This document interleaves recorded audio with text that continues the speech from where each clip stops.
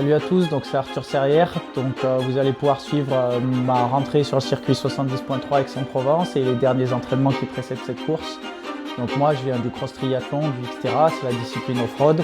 Je suis 5 fois champion du monde dans cette discipline. Et les 2 dernières années, j'ai décidé un petit peu de me challenger parce que ma carrière commence à être un petit peu longue sur la discipline off-road et de passer sur route et sur 70.3. Le niveau aujourd'hui en 70.3, c'est le meilleur niveau mondial en triathlon, donc c'est vraiment quelque chose d'extraordinaire pour moi de pouvoir courir chez les professionnels, apprendre, recommencer une sorte de carrière pas à zéro, mais voir quelque chose de tout à fait nouveau avec le vélo contre la montre, des dynamiques de course différentes, des gens différents, des endroits différents.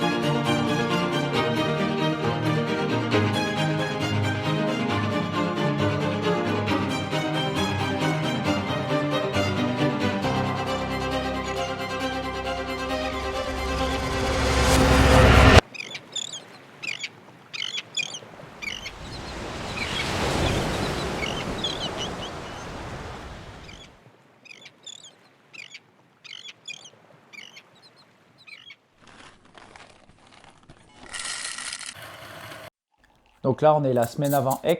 Moi, je fais le choix d'essayer de me reposer au maximum les semaines d'avant-course. Donc, je mets assez peu de rappels. J'ai fait mes dernières intensités la semaine dernière. Et j'ai couru à Cannes maintenant il y a 3 semaines sur le format longue distance.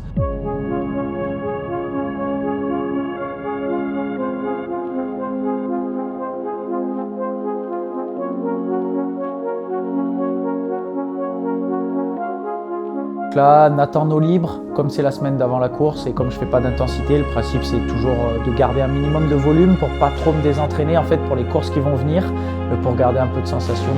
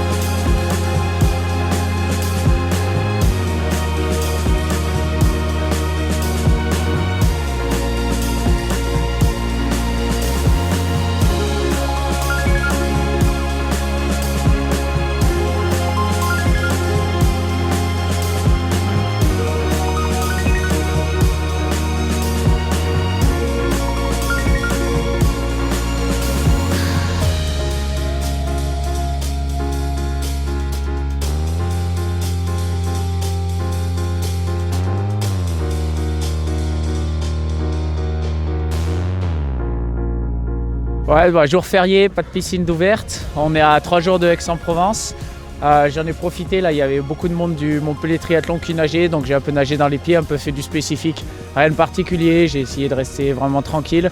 Et puis ouais, c'est sympa quand il y a autant de monde au lac et tout, c'était vraiment cool.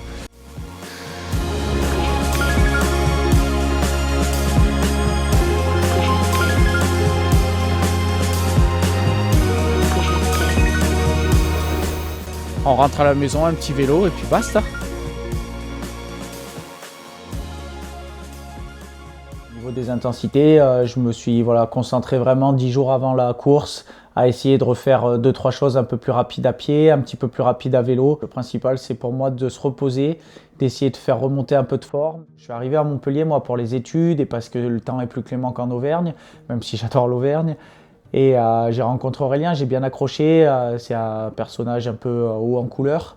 Et il m'a montré clairement ce que c'était que de faire du haut niveau. Il m'a montré comment lui travaillait et en fait je pense que j'avais besoin de quelqu'un qui me montre ça. Et je pense qu'il m'a tout donné pour faire du haut niveau. Maintenant, c'est ça qui est beau, je suis capable maintenant de comprendre les choses, de pouvoir transmettre énormément grâce à lui parce que il m'a pas juste donné, il m'a appris et ça c'est quand même fort. Je pourrais jamais assez le remercier. Si j'étais extrêmement riche, je sais pas ce que je lui aurais acheté, tout ce qu'il voulait, mais et comment. Mon gros step-up, ça a été de passer en fait, je crois que je devais avoir 24 ans. J'ai gagné mon premier championnat d'Europe de Xterra devant Ruben Rouzafa et Bradley Weiss qui à l'époque étaient des des monstres et qui l'ont été encore des années après. J'ai posé le vélo à 4,30 de Ruben et sûrement à 3 minutes de Bradley Weiss au championnat d'Europe en République tchèque, et j'ai repris les deux à pied. Je me suis offert une belle victoire et j'ai un peu déjoué les pronostics parce que j'étais quelqu'un qui à l'époque faisait beaucoup de podiums mais qui était loin de pouvoir prétendre à gagner un titre de champion d'Europe, surtout avec une start list aussi dense. Il y a eu beaucoup de moments durs.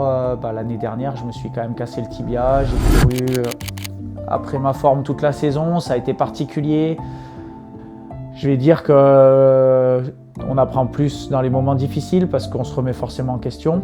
Et ça fait prendre des décisions plutôt radicales si on sait interpréter les signes. Mais je pense qu'il faut des deux. Il faut quand même pouvoir aussi à un moment débrancher le cerveau et se dire là, je suis un peu sur mon petit nuage et en ce moment, ça fonctionne. Et voilà. Quand ça fonctionne, le problème, c'est qu'on ne pose jamais la question qu'est-ce qui aurait pu faire que ça ne fonctionne pas. Et des fois, on fait beaucoup d'erreurs et si ça fonctionne, on ne les prend pas en compte. Et quand ça ne fonctionne pas du tout pendant longtemps, là, on se dit qu'est-ce qui ne fonctionne pas. Et je pense qu'il faut trouver le juste milieu entre les deux.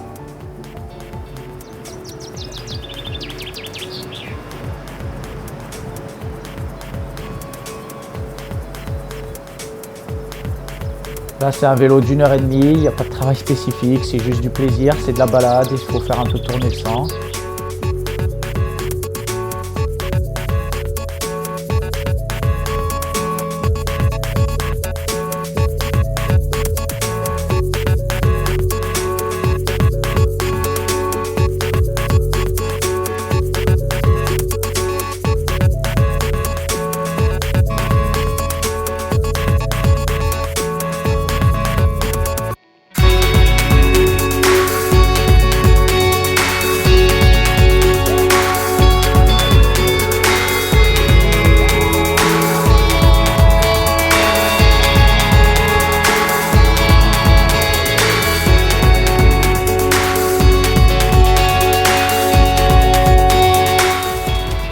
Pour en arriver là où je suis, il y a un staff entre guillemets à côté. Je suis quand même content d'avoir Aurélien qui m'accompagne tout du long, le kiné. Puis après, il y a tous les partenaires, il y a mon club, Versailles, il y a tous les partenaires matériels, les partenaires financiers.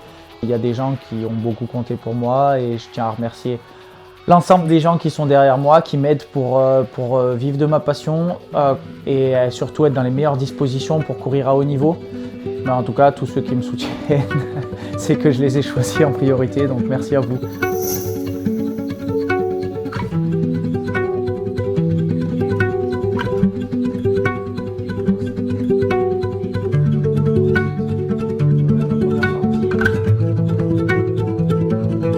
L'objectif, nous, c'est juste plutôt de la récupération par rapport à ce qu'il ressent, aux douleurs qu'il a, aux problèmes qu'il a en ce moment, à la fatigue qu'il ressent. Voilà, c'est plutôt de la récupération, rien de compliqué, juste pour l'aider à passer un peu mieux ses soirées et à bien récupérer, quoi.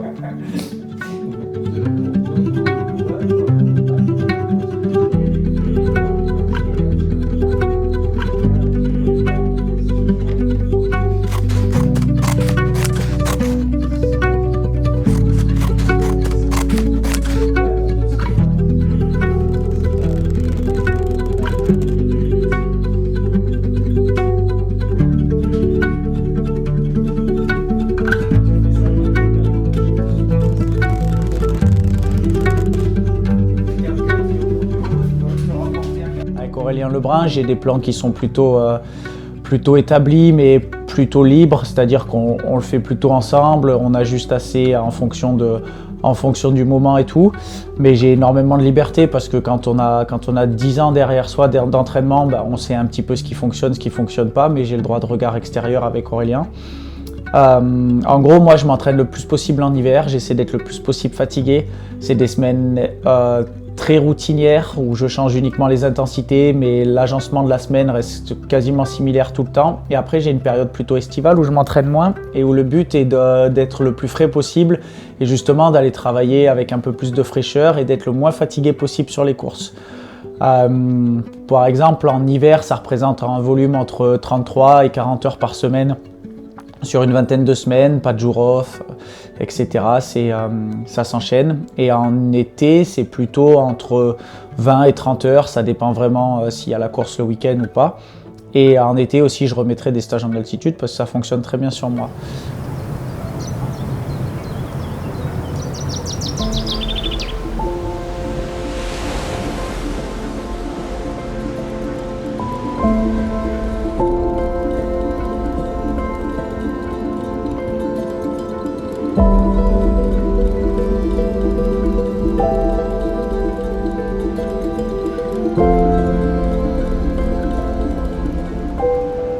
Là, c'est footing, 45 minutes, facile. Le principe, c'est juste de dérouler, garder mes sensations, ne pas trop me désentraîner.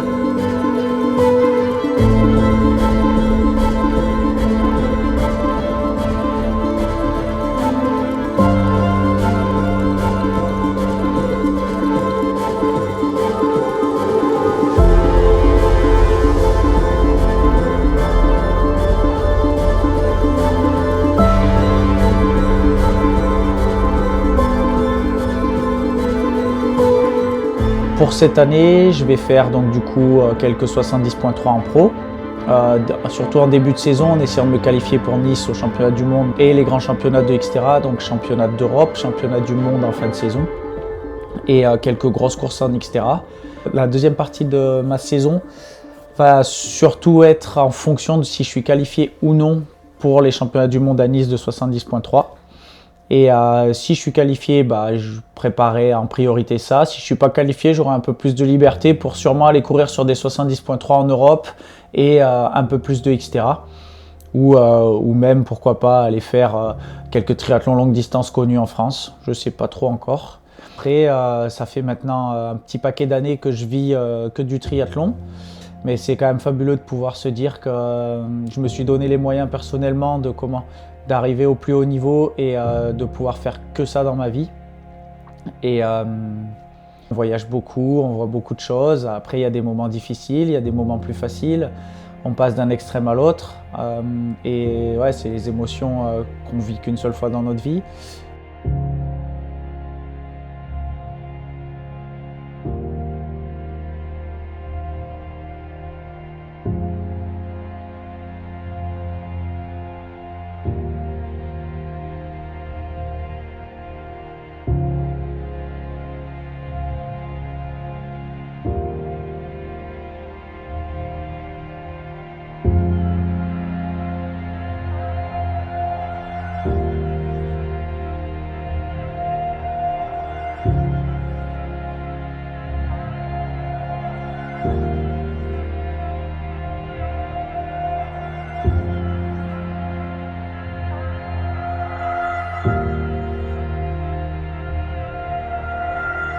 Après, tout ce qui est réseaux sociaux et tout, personnellement, moi, je les utilise un petit peu, le moins possible. Maintenant, tout va trop vite et les gens, ils sont trop pressés pour tout. Et il y a une chose où on ne peut pas être pressé, c'est le sport. Moi, en tant qu'athlète, mon image de marque, c'est mon image perso, mes performances et moi-même. Donc, il faut pouvoir l'utiliser pour que je gagne ma vie, pour que les gens me suivent, etc.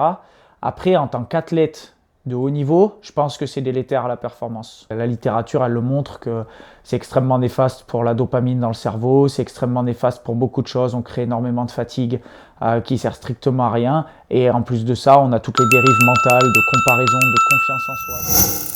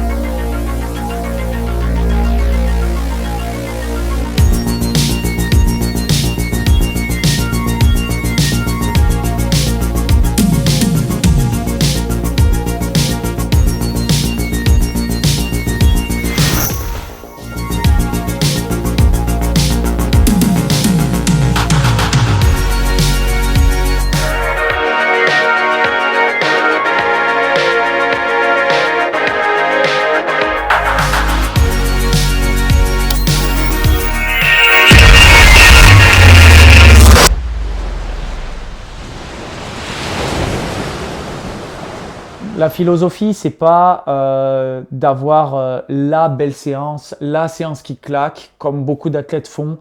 Ouais, c'est ce que disait Aurélien, au lieu d'avoir la belle perle, c'est plus intéressant d'avoir le collier de belles petites perles tout du long. Et après, il faut savoir faire des séances très, très dures de temps en temps, mais je pense que ça doit être fait avec parcimonie. Tout le monde a envie de montrer aux gens qu'on est super fort, mais ce qui compte, c'est la compétition. Et pour arriver à être performant en compétition, il ne faut pas être performant à l'entraînement et surtout, il ne faut pas être matu vu et il faut être intelligent.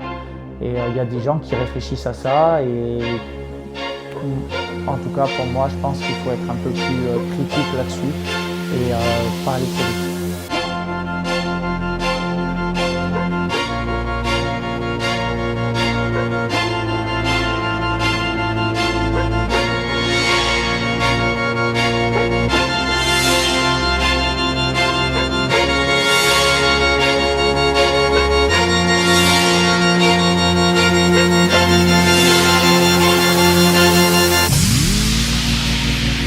Je vais faire là entre 30 et 40 minutes en fonction. Je vais balayer toutes les allures. Il va y avoir 3 minutes à 3,40, 3 minutes à 3,20. Après, il va y avoir 3 fois 1-1 en dessous de 3,0 et derrière 3 fois 30-30 aux alentours du T40. Pour balayer toutes mes allures.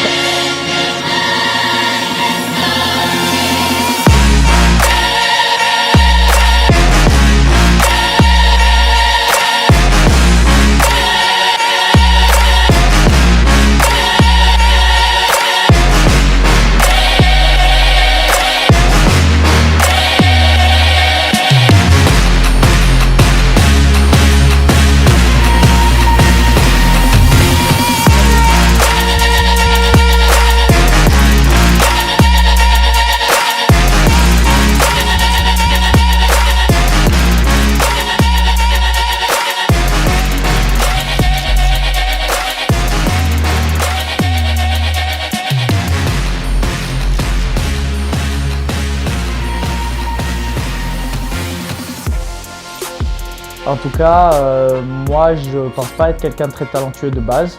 Je pense que j'ai travaillé très dur pour en arriver là où je suis. Je pense que les gens le savent et je pense que ça se voit dans ma manière dans laquelle je gère mes courses, etc. Je pense qu'il y a plusieurs chemins dans la vie et il y a toujours un chemin qui correspond mieux à certaines personnes. Voilà, il y a des gens qui sont nés, qui sont rapides, qui sont forts et pour qui ça sera facile. Et il y a des gens qui sont pas nés avec ces qualités-là, mais il existe d'autres chemins. C'est pas les mêmes. C'est souvent plus dur, c'est souvent différent, c'est souvent compliqué et c'est souvent beaucoup plus long, beaucoup moins méritocratique. Enfin, je sais pas, mais si on fait les bons choix, si on n'est pas bête et si on a vraiment de l'ambition, on peut quand même faire quelque chose sans être quelqu'un avec des prédispositions génétiques et épigénétiques fabuleuses. Donc voilà, il faut essayer quoi. Et il faut se donner les moyens et sur du long terme et pas arrêter au premier obstacle et voilà et se dire que peut-être que je serai performant dans 3 ans, peut-être que je serai performant dans 4 ans, mais peut-être qu'un jour je ne le serai pas, mais au moins se dire que on a essayé les choses correctement.